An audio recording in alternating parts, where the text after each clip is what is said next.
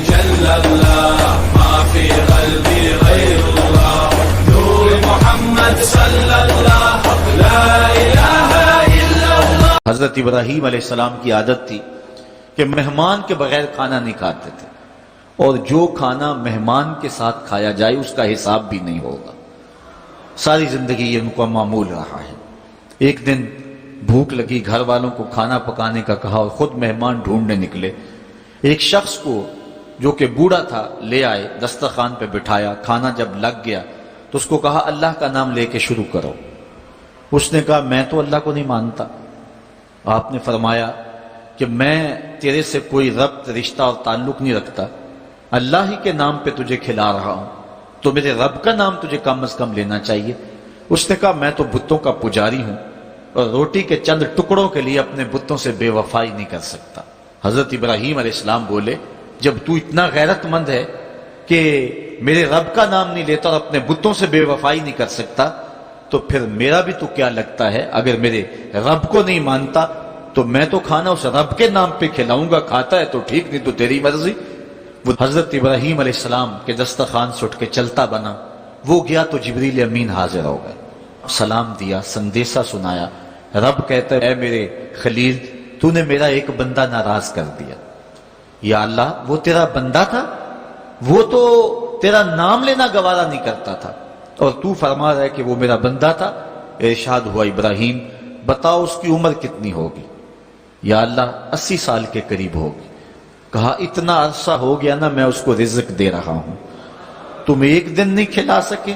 اب حضرت ابراہیم اس کو ڈھونڈ رہے ہیں، وہ دور پہاڑ پہ جا چکا ہے، اس کے قریب پہنچے، کہا میاں کھانا ٹھنڈا ہو رہا ہے جلدی آؤ۔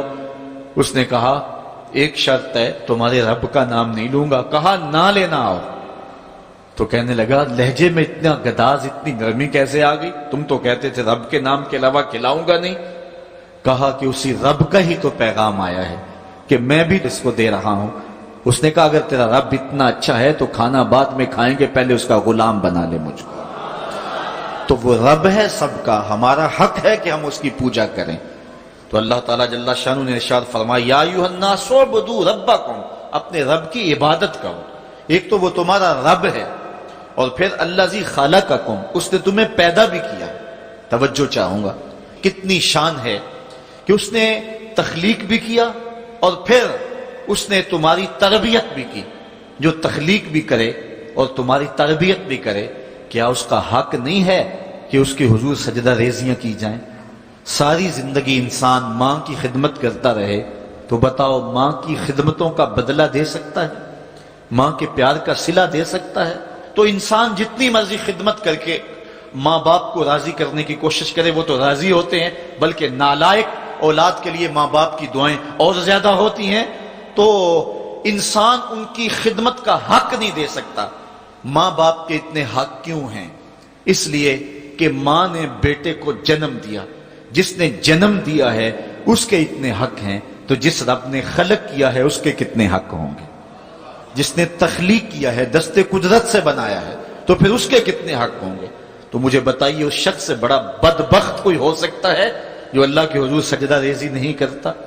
صبح کے وقت چڑیاں بھی اللہ کا نام لے رہی ہوتی ہیں، حشرات الارض بھی رب کا نام پکار رہے ہوتے ہیں، بلوں سے سر نکال کر جانور بھی اللہ کا نام پکار رہے ہوتے ہیں، اور اس شخص سے بڑا بد نصیب زمانے میں کوئی نہیں ہے کہ جو اللہ کی حضور جھکنا نہیں جانتا، جو اللہ کی حضور جو ہے وہ عبادت کا سر نہیں رکھتا۔ وہ رب ہے جو تمہیں پیدا کرنے والا ہے۔